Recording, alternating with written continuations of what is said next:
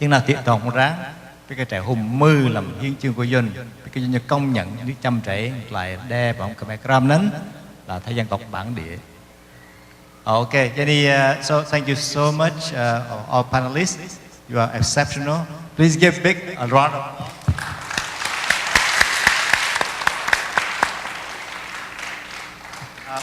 I think now, let's stand up and stretch a little bit. Stretch and go to the bathroom and take a short break. And then okay, all right. So, okay, by popular demand, yeah? Popular demand. So we now open for question and answers. Question and answers. Yes, Mr.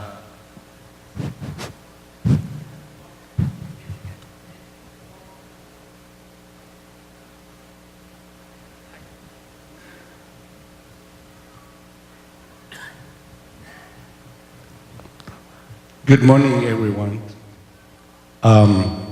Today we discuss about the topic of the indigenous peoples of Champa and Mikwa. I have a little question for Lawyer Morton or Mr. Chandrathat. If the struggle for the indigenous people of Champa, which way the best way we can do? You can tell us the best way better. We don't talk about a short way, but the best way from now on. So we get together so in this circle. Would you please answer the question and see? Thank you.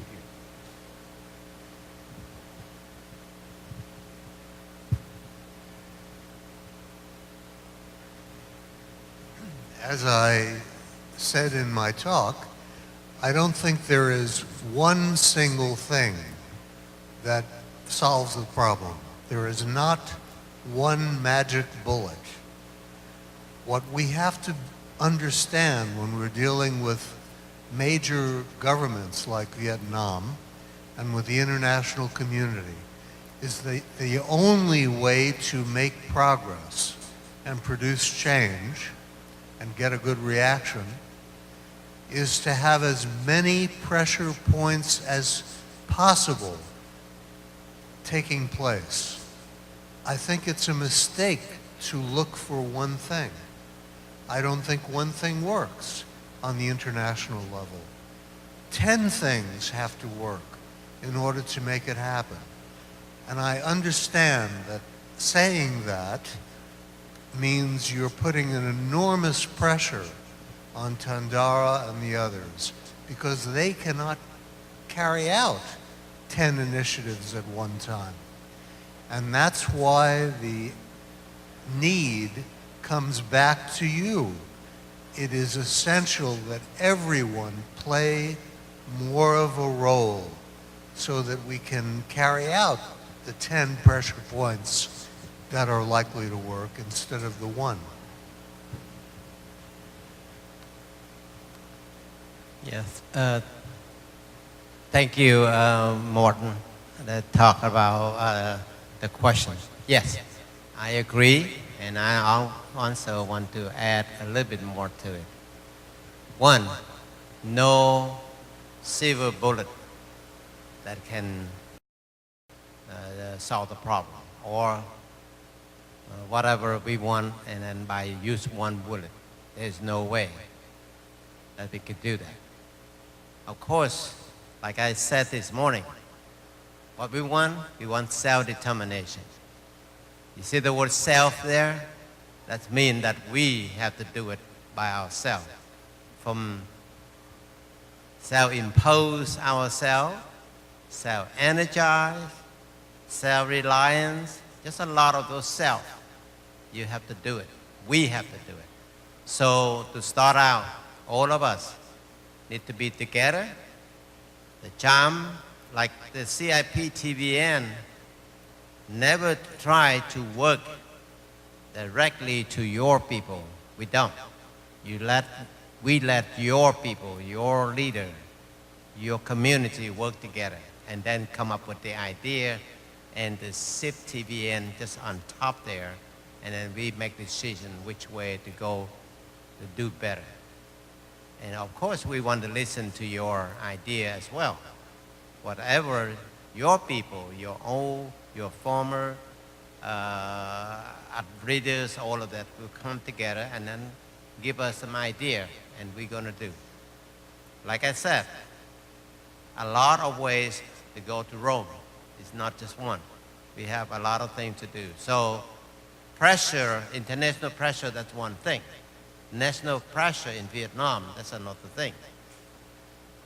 Okay, we have to do just a lot of things at one time if we can. So please help each other and then help your own leader so you can bring all your leaders together, come to us, to CIP, TVN, and we devise action right there. One more quick thought that may be helpful. In the course of doing our initiatives with the United Nations, we formed partnerships with some of the key international human rights organizations. I'm thinking of Amnesty International, Human Rights Watch. I'm also thinking of a group that helped us enormously in Geneva this past September, the Organization Against Torture, the World Organization Against Torture, OMCT, and another group in London called Minority Rights Group. It's essential that you form these connections with other organizations, affiliate groups that can help represent you. If you try to do this work alone, it will not get the emphasis. It will not have the strength that it needs to be successful. Form partnerships with other groups that are able to help.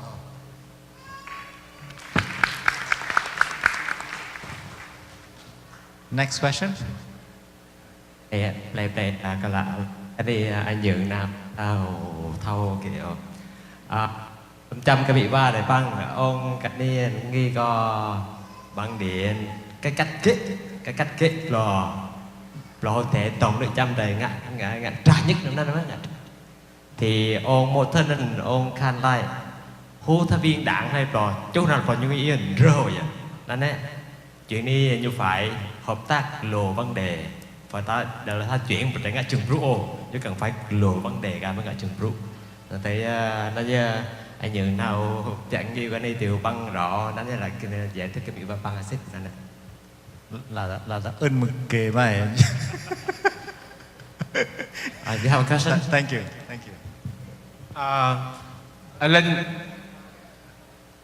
Linh ngành Isa Kosim Linh thọ thì Linh được ngàn trăm có thì play yuan Linh thọ Maryland Linh mãi ni hưu tụ bụp nuôi là cao xua con panel ni. My name is Isa Kosim. I'm a Cham from Vietnam. I came from Maryland over here to attend this conference. In remembrance of the loss of the kingdom of Champa. I have a few questions after listening to the panelists. My question is toward three panelists in here. But first, I would like to say thank you very much for your attendance and your cooperation today with us, with the Cham people. Thank you very much for your attendance and your effort to tell us what you try to help us. This is a very, this conference is a very touchy topic. I have to tell you because you want to know our opinion. So here, this is a very touchy topic, not for us, not for the Cham in outside of Vietnam, but for the Cham in Vietnam, because they are under the pressure from the communist government of Vietnam. They have fear that what we do here will, badly or negatively affect them. So we must be very careful when we talk about any topic, especially politics. Okay, My first question to Mr. Lunikapis, just yes or no question. Did your people resort to military confrontation to gain today self-determination? Yes or no, or were you about to? No, and will never. So your people did not resort to military confrontation to gain your self-determination. Thank you very much. Second question is to Mr. Clarkton. I'm sorry, my glass, I couldn't see that far. Mr. Morton, thank you very much. Thank you for your honesty in trying to present your point. We understood the two main points that you bring toward us. That is the proof of torture and genocide of the Cham people. To the other people, I don't know, to other group of Cham, I don't know, but to the group of Cham in Saigon and in Chao Dok, we have no genocide, we have no torture, imposed on us by the communists. Well, I know that from me, from my family, from my relative. So if you try to look for proof, I'm sorry, there's no proof there. I would like to, the first question, if the government of Vietnam today do not honor the request for indigenous rights from the Cham people, what should we do? That's to Mr. Morton. Would you please answer my question? Well, first, the first part of your question was the issue of whether there is actual genocide and torture. It may not be against the particular people that you know or your family, but the reality is that Human Rights Watch, Amnesty International, so many of the other independent monitoring human rights groups have determined that there have been thousands of cases of torture and genocide. So I think we have to go with the international monitors rather than individual opinions. The other part of your question was similar to what was asked before. What can we do to deal with the issues? The answer, the most direct answer, is the three items that I mentioned that are coming up that need attention.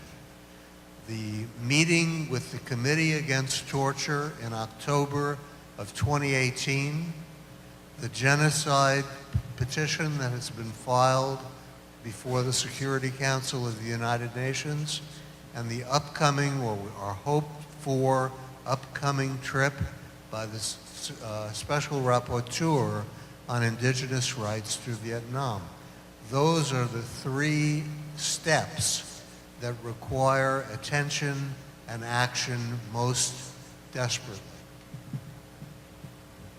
Thank you, Mr. Morton. I think we have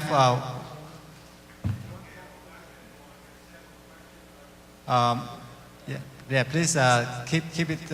We have one time for one more questions, because we need to break for lunch at 1 o'clock, and now it's already like 12:55. So okay, one more questions, and then wait. There's somebody in the back. Yes, Rohani. Thank you. I want to begin by thanking all of the panelists up there, but my question is not directed to anyone specifically, so anyone can answer. I know, Mr. Skylar, you mentioned the Convention Against Torture instrument earlier in your speech, and I often have to prove government acquiescence and willful blindness to persecution of certain particular groups. Can you cite, or anyone on the panel cite, two recent examples? I know Mr. Qasim was kind of implying that the government could not produce examples or proof, but proof can come in evidence by declarations or social groups. So I just want to hear from you guys, from your respective countries, if you guys have recent examples where indigenous groups are being persecuted in forms of restrictions to their basic needs, such as employment opportunities or even land opportunities of that sort? Okay, thank you, Rohani. Let me direct this question. Rohani is an attorney. She handles some of the indigenous cases in Cambodia. And I would like to direct this question to Mr. Rongnay, if you don't mind, because she's asking some specific cases of torture and against some of the things that human rights forbid. So, thank you very much for the Montagnard case.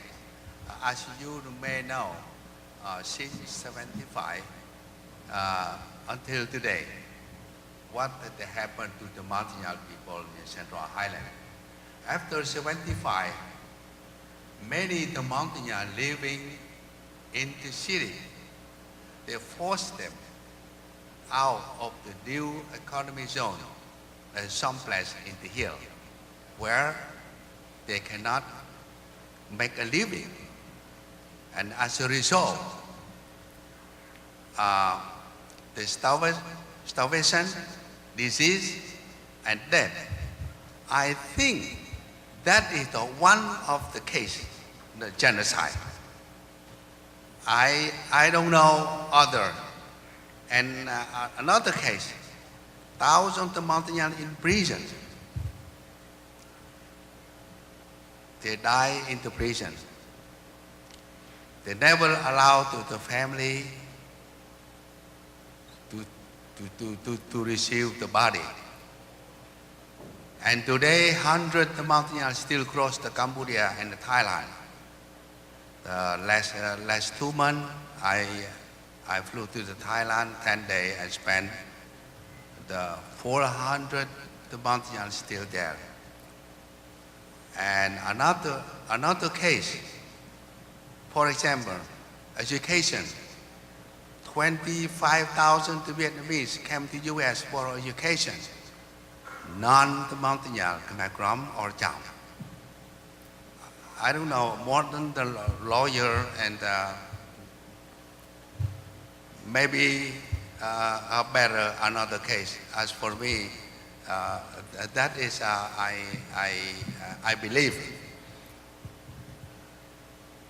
And also before the war in 1945, 45, population the Montagnard over 2 million, but now according to Vietnam report, less than a million. Where is the number going? It is a Montagnard never born or not? That I turn to the morning. thank you, thank you. Also, yes, please. Yes. May I recommend that you look on the internet at the most recent reports by Amnesty International and Human Rights Watch.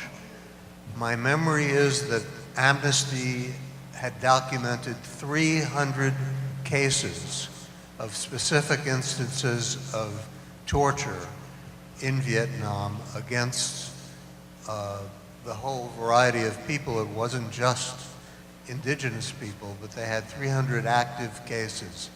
But if you look at those cases that are documented by those two groups on the internet, I think you will find a good number of current and recent cases where the government of Vietnam has been committing torture and genocide in specific instances. I like Mr. Dadara. I'm sure there's some cases that torture and genocide in Khmer Krom. Can you please respond to? Yes, I'm from the Campuchia Krom, and that's the Mekong Delta region. Genocide happened not very frequently, but in some particular cases, because the Khmer Krom is a little bit different than the Cham and the Maoyard, because we speak the same language with the people in Cambodia. So when something happened, like they want to arrest, they want to do this, do that, the Vietnamese would try to do something to the Khmer Krom. if they know ahead of time and then they escape into Cambodia. So the population of the Khmer Krom in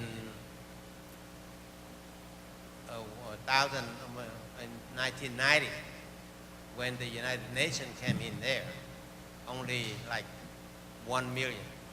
And now, according to my report from they receive from my people, it's 2 million now. So that exactly tell you how the condition over there in the Kampuchea Krom is not favorable for them to live there. They have to run away. Okay, that's in general. Now, in particular, the Khmer Krom in Vietnam usually led by Buddhist monks, because the Khmer Krom, all of them, maybe 98% are Buddhists. So when something going wrong, the Buddhist monks start first, the lead, and doing something. For example, if they want to teach the Khmer language in a temple, yeah, we are, so we have a lot of temple too in the Delta. We have about 500 to 600 temples. And if you happen to go on the website, just type temple, Khmer Krom temple, and you can see a lot of them in just everywhere. And the government's supposed to give us the authority or some kind of paper allow us to teach our own language. But if they tried to do that, and they thought that the Vietnamese thought that we tried to do some propaganda or something like that. So they don't allow. When they don't allow and they protest against that. So recently, well, I say that about 2 years ago, yeah, one Buddhist monk started out like that to teach the language. And the government say, no, you cannot do that.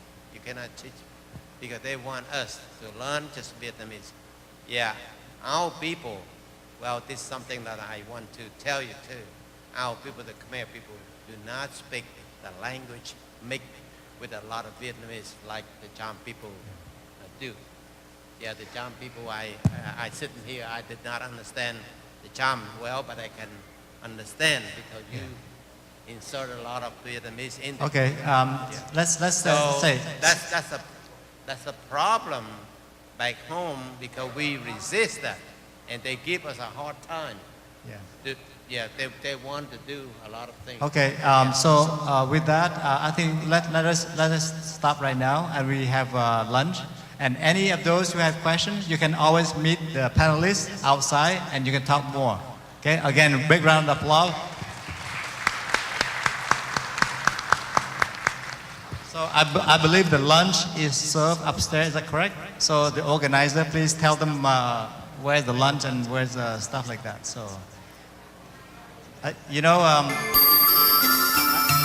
like to take a photo. I like to get everybody here and take a photo.